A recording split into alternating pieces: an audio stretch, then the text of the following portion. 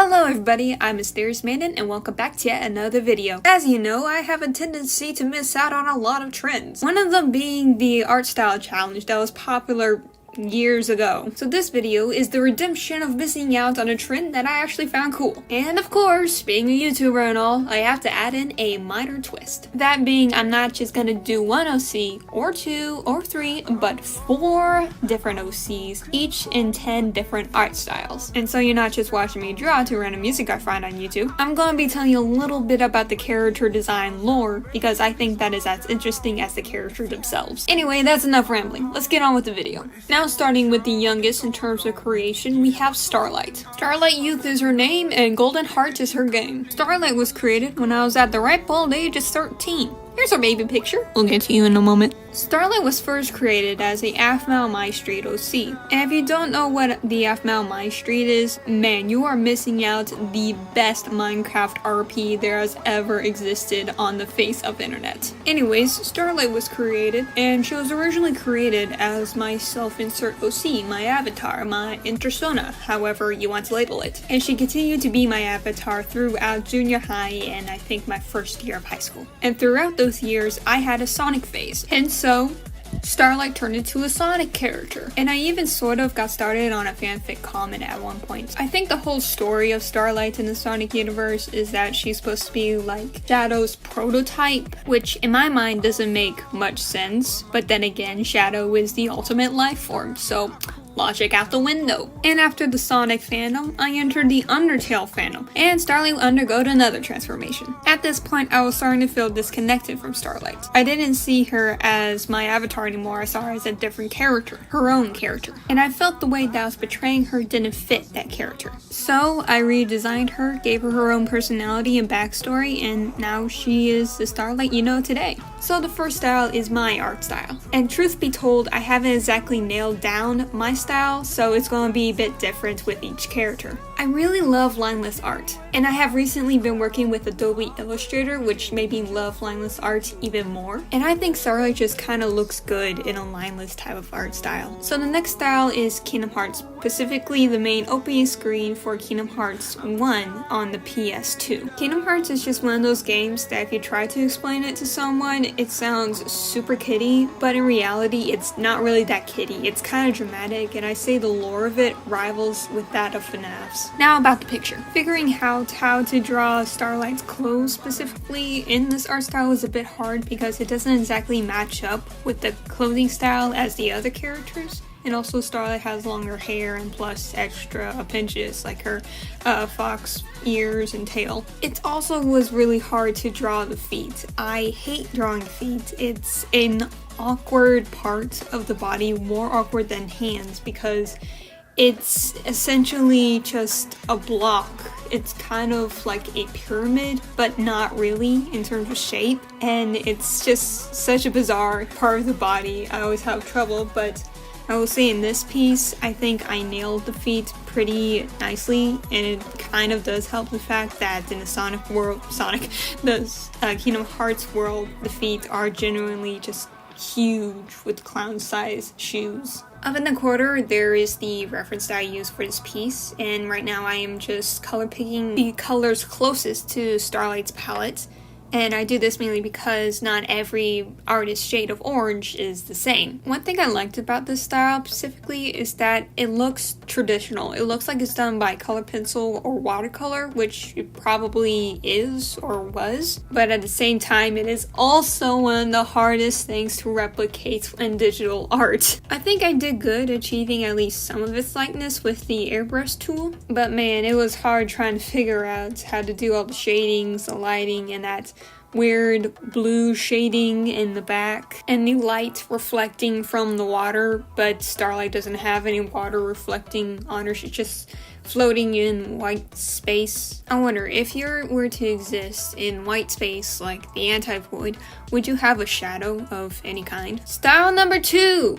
3, 2, 3. Style number 3 is from another game that formed my childhood called Sly Cooper. And you're going to see me go back and forth from Kingdom Hearts a little bit because I forgot to shade in the eye. Like Kingdom Hearts, Sly Cooper is just a game that I am in love with. Always have been, always will be. It was love at first sight. The game's cutscenes are two-dimensional and set up like a comic book, which I absolutely always loved. As well as just how the characters are drawn with that thick line art and like simple shading with a wee bit of highlights. And I would argue that Sly Cooper is one of the perfect examples of showing where the light source is through your line art, which I don't think I did a very good job replicating that. What I mean by that is closer to the light source, the line art is thinner, while farther away from the light source, the line art is thicker. For example, on Starlight's chest, it's thicker, while compared to the top of the head, it's thinner. For this style, again, one of the troubles is figuring out Starlight's clothes. But the main question for this piece isn't how I should draw them, it's whether or not she should wear pants. Now, if you don't know or haven't noticed this, anytime there's an anthropomorphic animal, the woman always wears the more clothing, while the man usually doesn't wear as much clothing, walking around without pants or shirt, like Mickey or Donald Duck. But as you can already tell, I made a decision to let Starlight have her pants.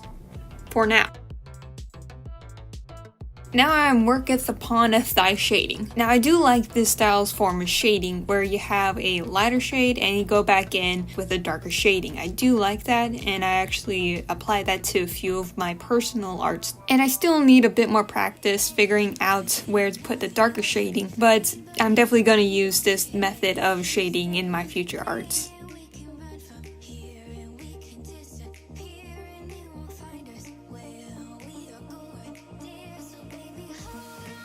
Style numero quad.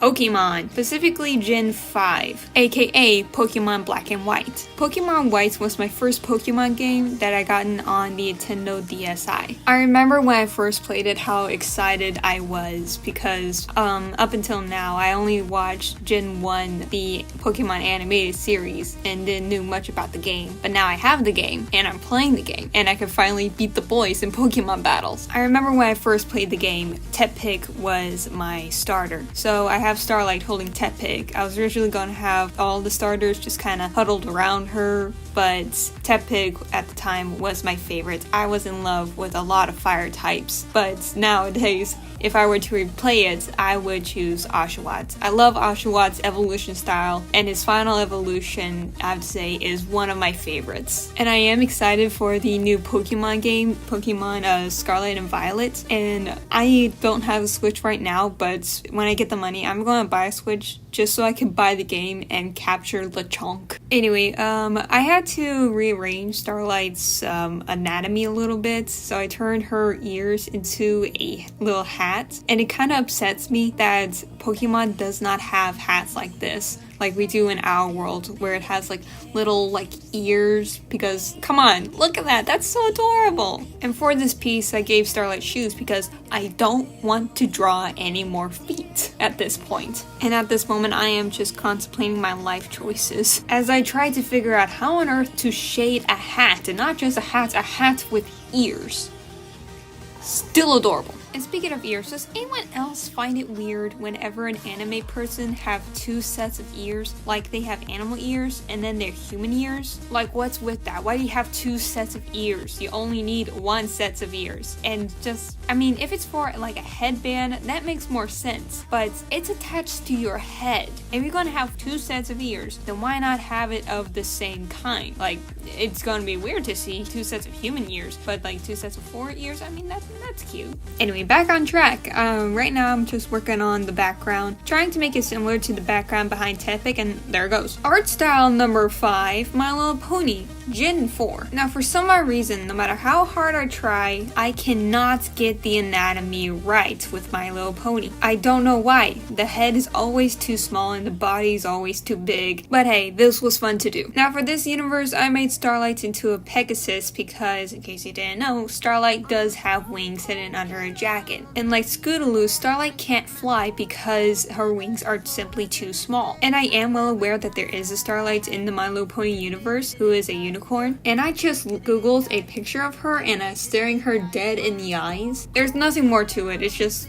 I'm just staring at her right now. And random thought, what if Scootaloo and Starlight were to meet? Because they have like the same kind of disability. What if they were to meet and just like, you know, have ice cream at Sugar Cube Corner and just have an awesome time together? I'm almost tempted to draw that actually. And this is where I regret my decision of doing a complicated background. I had fun doing this, but it kind of felt cheating using an actual picture for this. I simplified it a lot, but you know, now it's gone. And on to style number 6, Fetch with Ruff Ruff Man. I pity those who don't know this glorious show while it was still with us. It was a show that aired on PBS Kids. It had its finale, it had its run, but then it died. And now I'm working on the background first. I originally had it outside because my character was outside, but then I quickly remembered that Ruff Ruff Man kind of exists inside of his doghouse. And so I moved her into kind of like my edition of the doghouse. And then I remembered Ruff Ruff Man had lines. So I had to go back and redraw the lines. Man, that day was not my day. So finished her up, Epilepsy, and working on art style number 7, Looney Tunes. I originally wanted to do the old Looney Tunes because that's what I grew up watching on, but I also grew up watching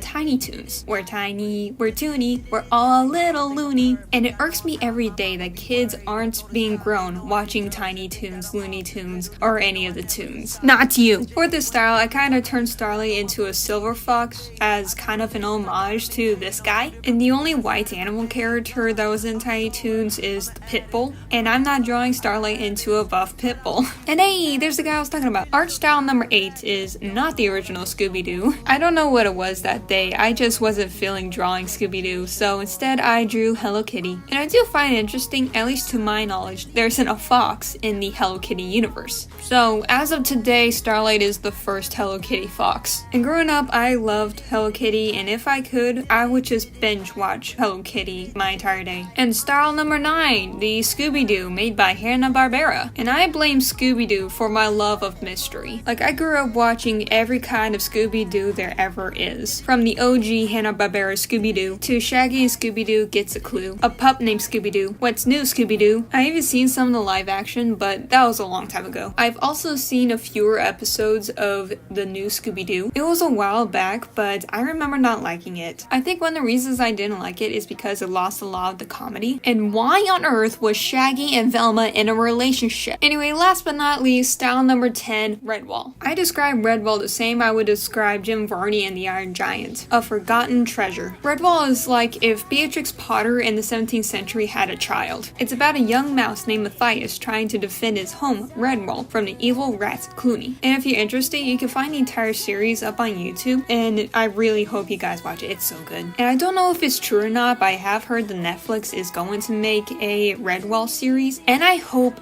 they don't. They already did enough damage to me. Just look how they massacred my boy. Anyway, that's 1/4 of this challenge done. Love you all. Bye.